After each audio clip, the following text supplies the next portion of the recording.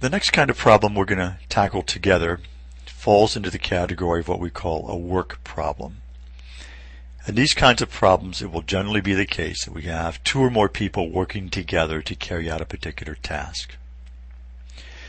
Now, the problem we're going to look at is the following. It tells us that together, John and Lee can paint a house in 2 hours. It would take Lee 5 hours to paint the house by himself, and the question is, how long would it take John to paint the house by himself? Now, before we jump in and actually tackle the specifics of the solution, let's take a look at what we think would be a reasonable answer. It would certainly make sense that it will take John longer than 2 hours to paint the house by himself, since it takes them 2 hours together to paint the house. It will also probably take him less than the 5 hours it takes for Lee to paint the house by himself. So we would expect an answer somewhere between 2 and 5 hours. It's always a good idea with any application problem to try to get a good estimate of what you think a reasonable answer would be.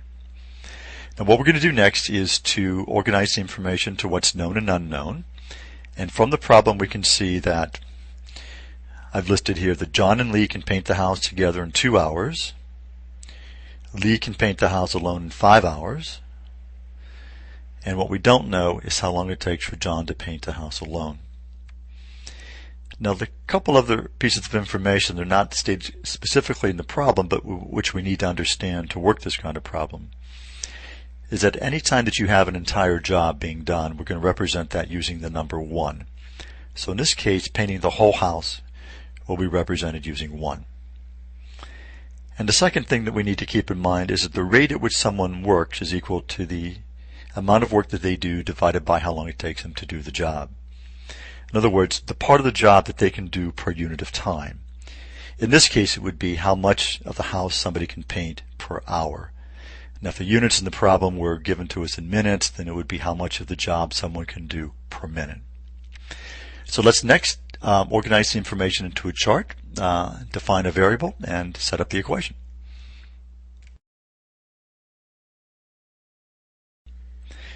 Now, when we set up the table to organize the information, we're going to have 3 columns, time, work, and rate. And in the time column, it would be how long it takes to do the entire job.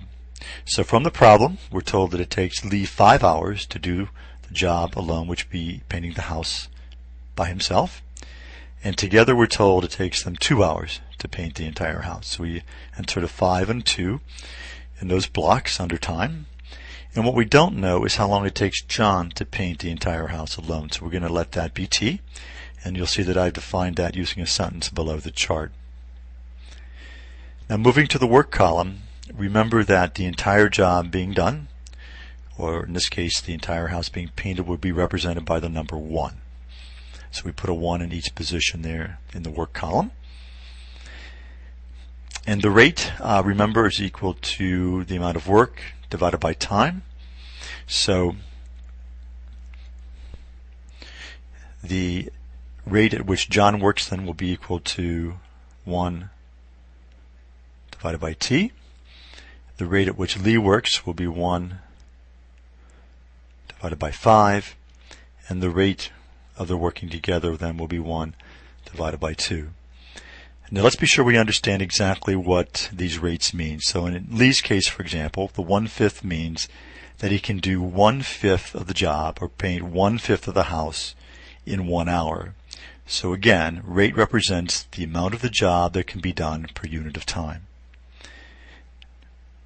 Now, it should seem reasonable that the rate at which John works alone added to the rate at which Lee works alone will be equal to the rate at which they work together. So that in fact becomes our equation. So we're going to write then 1 over T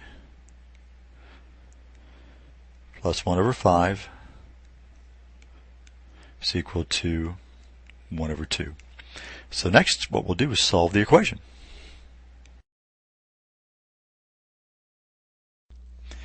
Now, to solve this equation, we of course want to eliminate the fractions.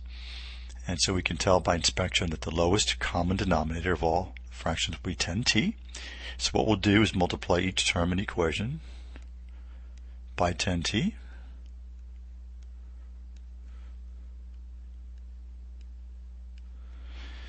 And we can see that in the first term that the t's will cancel, and we're left then with 10. In the second term, 5 will divide into 10 twice, and we're left then with 2t.